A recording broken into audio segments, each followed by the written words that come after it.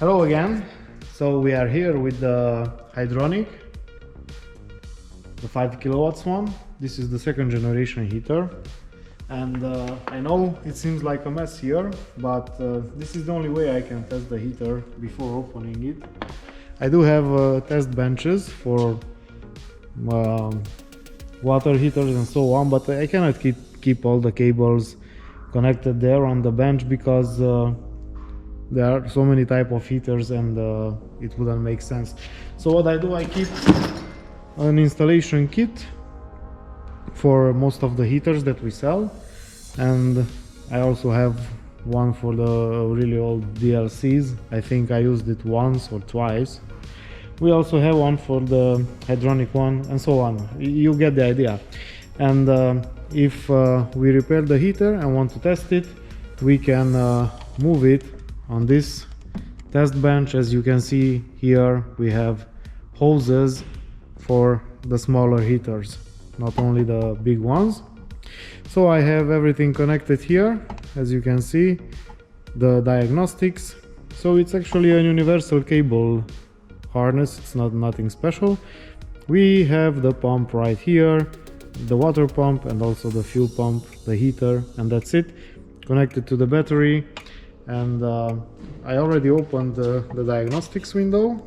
Let's go to fault memories and see. Okay, under voltage switch off, that's no problem, but we have implausible signal from temperature sensor. Okay, so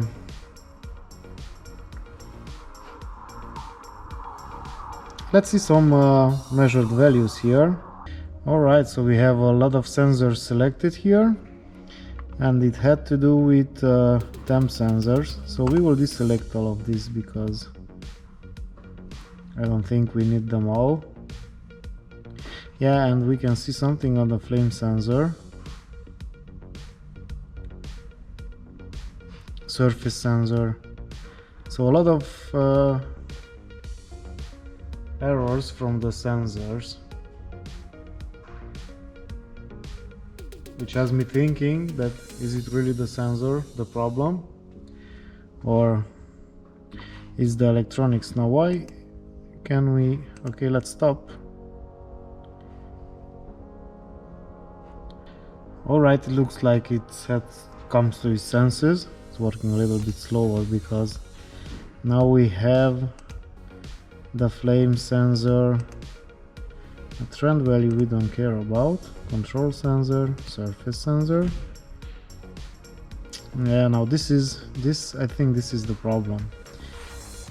The control and surface sensor are close to each other, and this one shouldn't be at that value. I think there is a spare part for these two. We should clear. Let's see if it clears. It did. We go back to the measured value, is still really high. So let's try to make a workshop report.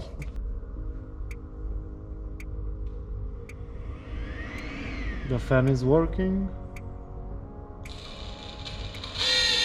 Water pump, yeah, it's really noisy because it has no water. I didn't hear the fuel pump. So we still have 2 stored errors and 1 active failure. Okay, so 12. Let's see what 12 is in the manual. Yeah. Let's go to 12 and 15 errors. Let's see what the manual says about them.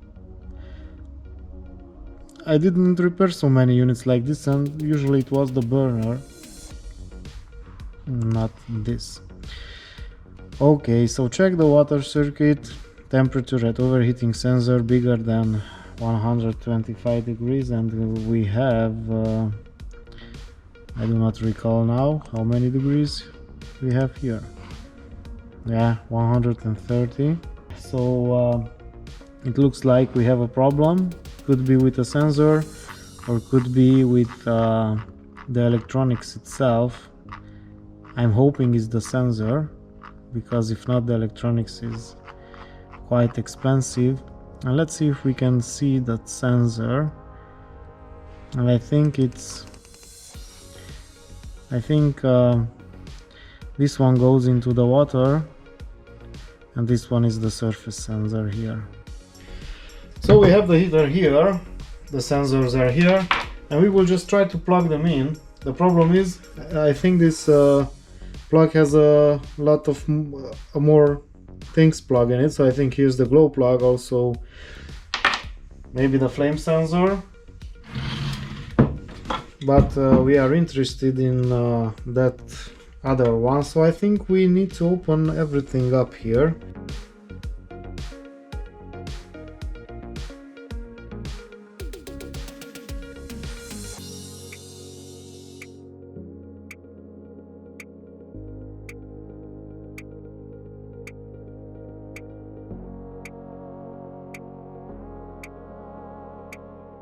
So these are the sensors, and I think that one is the overheating sensor, as it's called here. Okay, let's somebody worked already here, and yeah, actually I don't know if these were changed or not. Well, let's see. Let's take out the plug. Yeah, we can see some water here, which is not a good sign. Or it's just grease. Let's blow it out with a little bit of air. Well, so we just connected the sensor here, only in the harness, yeah. And actually it seems like this is the problem, because on the diagnostics, yeah, we have now 16 degrees, yeah, so it's not showing that 130 anymore. Of course we have a very big value here because the flame sensor is disconnected, it's not plugged in raw, only these two. So the control and surface sensor show the same temperature, and let me just plug in the old one to see if there is difference.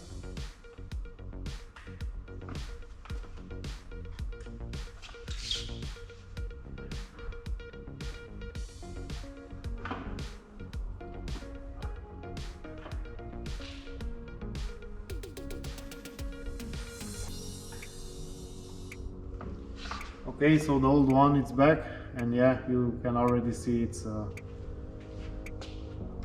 back to the values that it was showing. The flame sensor is back because the old plug is in. Okay, so we need to change only that, and after that we should be able to test the heater. Let's hope nothing else is wrong with it.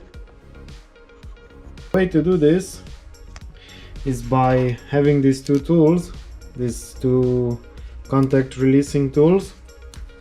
Without them your life will be much harder. I remember the time I didn't have them. I made them of all kind of paper clips and so on. Yeah, I've been through that, but now if we have the tools, why not use them? Let me just release the two sensors from the case. And actually we have these clamps also as a spare part.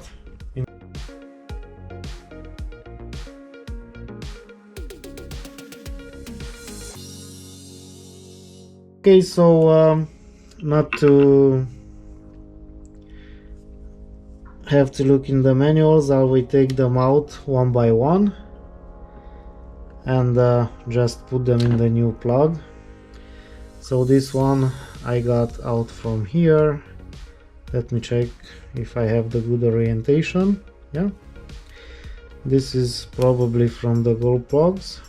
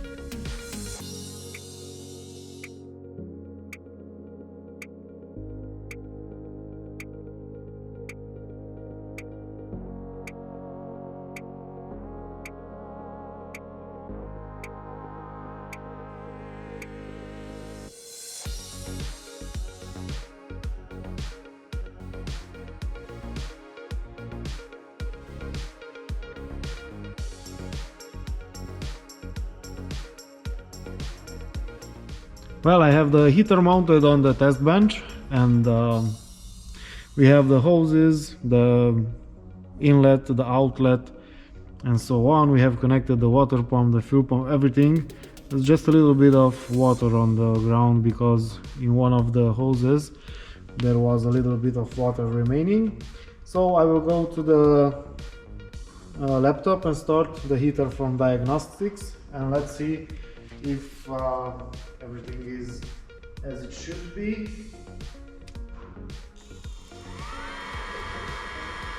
It will be a little bit louder than usual because we don't have a muffler connected on the exhaust.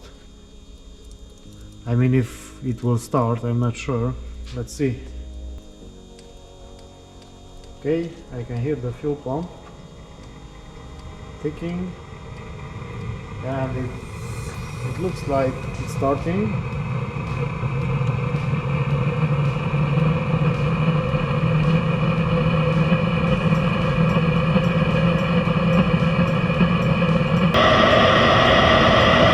The smoke is just something evaporating from the heater water that was on the heater, or grease that was on the pipes. So it's just something from heating up, because if the heater was smoking we would see it here.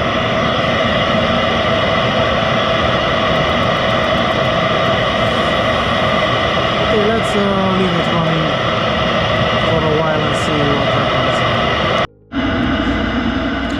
So the heater is running for a while now. It's about 800 seconds, so 12-13 minutes, and everything is fine. The temperature is rising a bit by bit. It's doing this a little bit harder because we have about 90 liters of water in that tank, so it has time to run. And if the running is stable after this time, we can consider the repair done, and we can send it back to the customer. So it was a really simple fault, only a sensor. With the right tools you can do it really fast. It took more time to mount the heater on the test bench than to change the part itself. So this is it. Thank you for watching, guys. Don't forget to like and subscribe if you want to see more heater videos, and we will see you on the next one. Okay, have a nice day. Bye bye.